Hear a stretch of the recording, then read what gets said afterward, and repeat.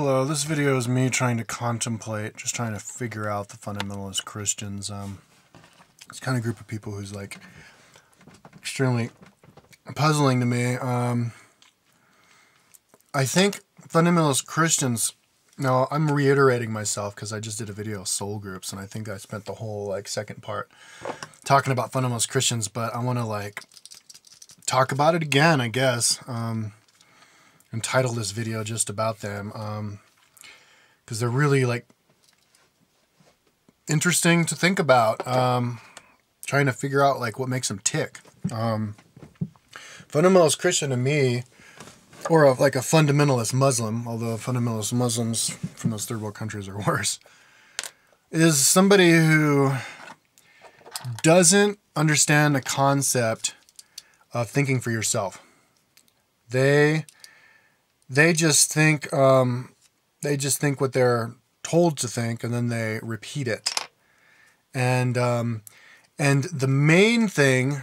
Now, I also did this video 2 years ago, what I think about fundamentalist Christians, but I want to do it again, on a regular basis. Maybe I'll do one every year, just to see how my idea about it evolves. But they can't think for themselves. They just think what they're told. If you go to their sermon, it's just the guy gets up there and talks, and they all listen to him, and then it's over, and then they don't really have anything to say about it. They just go off to lunch and talk about other stuff, and then they go back to church and it's listen to the guy talk. And whereas if you were to go to a New Age church, somebody would talk about stuff, and then when it's over, people would be talking about what the guy talked about, because it's thought provoking. But with the fundamentalist Christian church, it's kind of more like indoctrination, pump you full of information and pump you full of stuff that you're supposed to not like, and, and why the reasons why all these other guys are bad, but also it's all about deifying Jesus Christ. You have to go to the only way to heaven is through Jesus Christ, and you go through heaven by believing, by giving your soul to Jesus Christ, giving up your rights to Jesus Christ. You need Jesus Christ. You need Jesus Christ. And all you need to do is give yourself to Jesus Christ. Give up hand over your green card to Jesus Christ, and he'll take care of you. And after that, you can be as big of a dick as you want to anybody. I've met Christians like that who are dicks. I think they thought that they could be that way because if you're not a follower of Jesus, then you're going to burn in hell anyway, so it doesn't really matter. So just be a dick to them, unless they're like one of you, and then you can be cool to them or whatever. But give it up. Give it up to them. So it's kind of they are the same people who would follow, who allowed kings to rule with an iron fist for so long, because they would just give up their power to the king and the emperor and of Rome, or the king of Syria, and you tell us what to do and we'll do it, and we'll be part of your army. And so then Jesus lived, and then the Christians of the early day were into seeing everybody as part of the same children of the same God, and so we're all a family, and turn the other cheek and all this stuff, and that sounded good, and it had all the energy, so they kind of sucked that energy. They, like vampires, they took it and they lived off of it, and then they went back to the same old thing that human beings have been living since the beginning of time, which is giving up your power for this leader thing, this other guy, putting up the Jesus on the cross, and that he died on the cross for us. And if he hadn't have given up himself for us, then we wouldn't, then we would all be doomed for hell.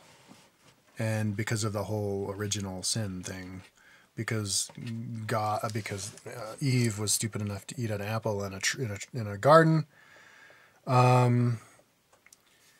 then we all are doomed to go to hell forever until Jesus comes, and then he died the hard way.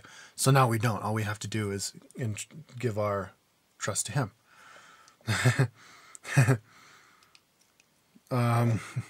So I guess if you're like raised to think that since the beginning and you're not allowed to question it, then it's possible to be brainwashed into thinking that your whole life and then passing that on to your kids. Now, one interesting thing about that whole original sin thing is that as far as the alien contactee Alex Collier says, is the whole original sin thing came around because that's when we got hybrids, when humans were created from the gods, and they infused some certain genetic limitations on our minds where we physically, genetically had trouble thinking for ourselves, and we're really susceptible to being afraid of eternal hellfire genetically. And that was kind of the original sin. That was like this, like a governor, a limitator put in our brains, and that's why we can only use 10% of our brains. That was the original sin, and that's what makes us as human beings dirty. It's just that we have that problem with but that's all going to evaporate and go away pretty soon. But anyways, that's the alternative explanation for that. But it's but it's interesting how they can forget that the messages in the Bible of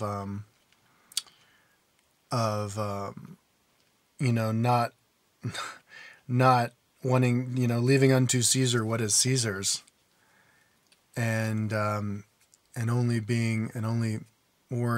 thinking and focusing on the fraternity, the relationship that humans have with each other, and recognizing we're all part of the same thing, children of God, same soul family, same. So you treat everybody the same, and you want to be a good Samaritan, because even if the guy is from another part of the land and is another race, you treat him the same because you all have one God instead of different groups supposed to fighting each other because your God told you to, And it's interesting how they could feed off of that and agree with that, but then just go right back to the mentality that we had before Jesus came and then they suddenly start treating Jesus like he's the one and only master of the universe, God's only son. And you're not, so that means you're not God's son, because Jesus is God's only son and always will be. And so you listen to whatever he said, even though he never wrote the Bible. He was just sitting around, and we only have like quotes of Jesus, very limited, not that many words that actually came out of Jesus's mouth. And then they start inventing all these other like things that you shouldn't do. You can't, But as far as like personal interactions with fundamentalist Christians, how they get up in arms about stuff and really upset is interesting. How they act. Like there was this one fundamentalist Christian who had a Facebook friend when I wrote, I've been thinking about Jesus' long hair and his sweaty muscles in the wind, and so he got really upset with me and started calling me a faggot. And, like that I was going to burn in hell for all of eternity, and he was looking forward to that. And then there's this other fundamentalist Christian, because I made a video, Fuck Jesus, a couple months ago. And so he's coming after me and he's saying that I'm like an imbecile. I don't know how to read. I don't know how to think. And then he'll say he wants to fuck me and he wants me to fuck him. And then he would say, stick your dick in my pussies. And so then it's like, then they're a girl all of a sudden. And I'm like, okay, well, you're a fundy. And he's like, no, I'm secular. So they can't even tell the truth. They have to lie. I mean, what secular person would refer themselves as secular? Of course, I don't know anything about them on their page. They say they're from Africa, but that's all. Nothing. They opened up the YouTube site just to hack on people. Now he said he was doing me a favor by coming after me and saying like sexual stuff about my mother and like just being as sexually crude as possible, like cum juice on the asshole and all this stuff, all over my page and, you know, multiple of my videos, and that they're doing me a favor. And I think what they're thinking is because I said, fuck Jesus, hang him up by his dick. That if they say that to me, they're going to be feeding me the same food that I dish out to other people. It's kind of like a law of attraction. You get what you give type of a thing. And yeah, you do. You get what you give, man. And I'll take it. And I won't delete those comments or anything. But it goes both ways. You always get what you give. Everybody gets what they give. So, give all of your crude speaking, you know, and you're having it come back to your side, even though it's totally anonymous, which it's kind of like you have to be like fundamentalist Christians when they go after you, they have to do it anonymously, I guess. They can't let it come back to them. And because so they do, I guess they like hiding behind, being two-faced is fine, which is just weird, interesting, and difficult to contemplate. Kind of like Mormons, like the guy Joseph Smith who created Mormonism. He was a pedophile and had multiple. He was always screwing around with all of his followers' wives, two-timing on him. So then to justify that, he just said that it was okay to have multiple wives, and so now a lot of the Mormons have polygamy because Joseph Smith happened to be a pervert. But he also said that you can't drink alcohol, even though he was an alcoholic. So they have like, at least I think he was an alcoholic. So they have like, you know, they illegalized alcohol in Utah for this whole time, for a long time. But then their kids have to drive hundreds of miles to buy alcohol, and then they do too. So it becomes okay to lie. So I guess that's how fundamentalist Christian can feed me what I'm feeding out, but they have to do it. They have to do it anonymously. Yeah. It's just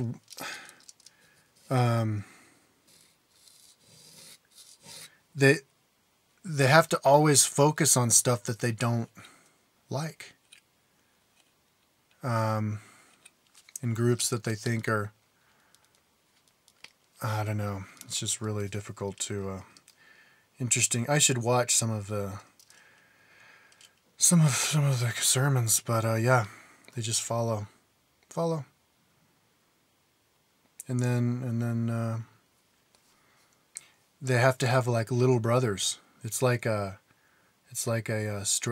stratified type of a thing. I was at a fundamentalist church trying to talk to them, and they were all saying the same thing over and over again to me.